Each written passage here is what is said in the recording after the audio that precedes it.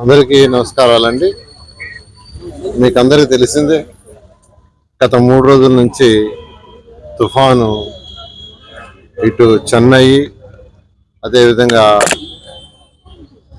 ఆంధ్ర యొక్క బార్డర్ అంటే నెల్లూరు ఆ పరిసర ప్రాంతాల్లో క్రాస్ అవుతుందని. అయితే ఈరోజు వస్తున్న దీని ప్రకారం ఏంటంటే అది పాండిచ్చేరి తమిళనాడు బార్డర్ మధ్య చేస్తుందని. దానివల్ల నెల్లూరు తిరుపతి ఈ యొక్క పరిసర ప్రాంతాల్లో హెవీ రెయిన్స్ ఉంటాయని యాక్చువల్గా ఆ ఉద్దేశంలో ఈరోజు అధికారులతో కమిషనర్ గారు, డిప్యూటీ మేయర్ గారు, మిగతా యొక్క కమిషనర్లు, అదేవిధంగా కార్పొరేటర్లతో వివిధ ప్రాంతాలను యాక్చువల్గా పరిశీలించడం జరిగింది. ఎక్కడికి పోయినా ఎక్కడ ఒక చుక్క నీరు లేదు. నిజంగా ఇంత చక్కగా సిల్ట్ జీతం కానీ డ్రైన్స్ని మెయింటైన్ చేసిన అధికారులందరినీ నేను ప్రత్యేకంగా అభినందిస్తున్నాను.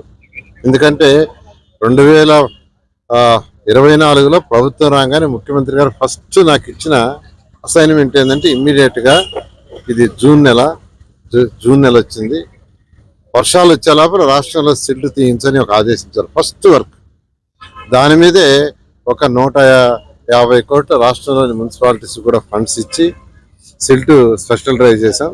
దానివల్ల గత తుఫాను వల్ల ఎక్కడ కూడా ఇబ్బంది లేకుండా జరిగింది. నెల్లూరు జిల్లాలో హైయెస్ట్ రెయిన్ ఇచ్చింది 11 సెంటీమీటర్లు, కానీ ఎక్కడ ఒక్క చుక్క కూడా నీళ్ళు లేకపోయింది. దీనికి కారణం వాళ్ళు చేసిన పనులు. అంతేకాకుండా అనేకమైన పనులు ఈరోజు నెల్లూరులో యాక్చువల్గా డెవలప్ అవుతున్నాయి. వాటన్నిటి కూడా వాడిని 5 దగ్గర పరిశీలించాను. 13వ డివిజన్లో ఒక డ్రైన్ పరిశీలించాను. రేవాలవాడ సందులో ఒక పార్క్ కమ్ కమ్యూనిటీ హాల్ సందర్శించాను. అదేవిధంగా అండర్ పాసేజ్ ఏదైతే ఆత్మకూరు బస్ స్టాండ్ దగ్గర ఉందో దాన్ని మొత్తం కంప్లీట్గా కాంక్రీట్ వేసిపోయింది. దాన్ని మొత్తం వేస్తున్నారు, దాన్ని కూడా చక్కగా వేస్తున్నారు. అదేవిధంగా సుందర డీలక్స్ పక్కన ఎంతో కాలం 2014-19లో ఒక కమ్యూనిటీ హాల్ కడదలుచుకుంది. ఎందుకంటే నేను అక్కడికి సుందర డీలక్స్ వెనకాలకు విజిట్ చేసినప్పుడు అందరూ చిన్న ఇళ్ళు అంతా ఒక రూమ్. వాళ్ళంతా రిక్వెస్ట్ చేశారు, సార్ మేము చాలా పేదవాళ్ళని, మేము ఫంక్షన్ చేసుకోవడానికి ఏం లేదు, ఇదిగో చిన్న ఖాళీ స్థలం ఉంది, దాంట్లో కట్టి పెట్టండి అంటే అప్పటికప్పుడే అధికారులను ఆదేశించి 3 ఫ్లోర్తో అక్కడ కట్టేందుకు ప్లాన్ చేశారు.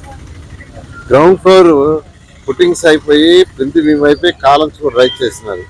కానీ గత 5 సంవత్సరాల్లో గత ప్రభుత్వం మా మీద కోపంతో దాన్ని ఆపేశారు. మా మీద కోపం, దాని మీద ప్రజల మీద చూపించారు.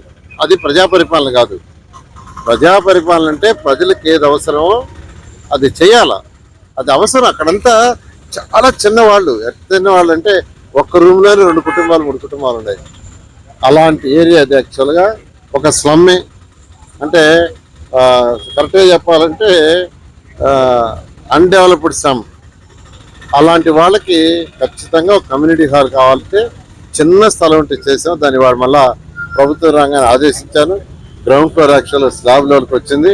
మరొక ఫ్లోర్ కూడా ఏమన్నాను, ఒక ఫ్లోరు ఫంక్షన్స్ చేసుకోవడానికి, ఒక ఫ్లోర్ వచ్చి డైనింగ్ ఉంటుంది.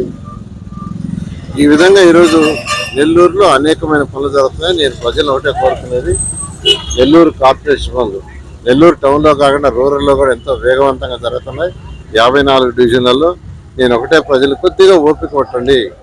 ఖజానా కొద్దిగా ఇప్పుడిప్పుడే ఫ్రీ అవుతుంది.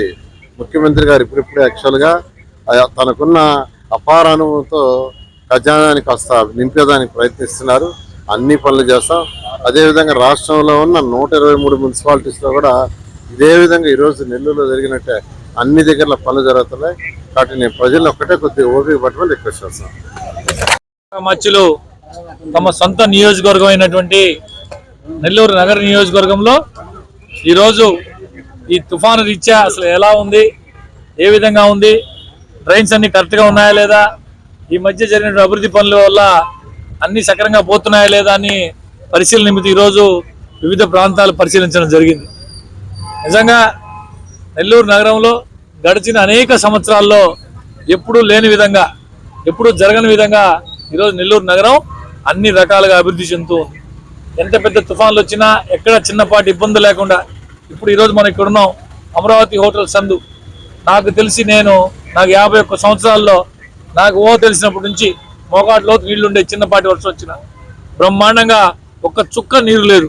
ఈ విధంగా పనిచేస్తున్నటువంటి నారాయణ సార్ గారికి నెల్లూరు నగర ప్రజలు అందరూ ఆశీర్వాదం ఇవ్వాలని చెప్పి మనస్ఫూర్తిగా కోరుకుంటూ, సహజంగా ఇటువంటి తుఫాన్లు వానలప్పుడు అంత పెద్ద స్థాయిలో రాష్ట్రంలోనే పెద్ద మంత్రి స్థాయిలో ఉండి తన నియోజకవర్గంలో ఎలా ఉంది, ప్రజలకు ఏమైనా ఇబ్బందులు అని పరిశీలన చేస్తున్న మంత్రి గారికి మీ అందరి ఆశీస్సులు, భగవంతుడి ఆశీస్సులు ఉండాలని చెప్పి కోరుకుంటూ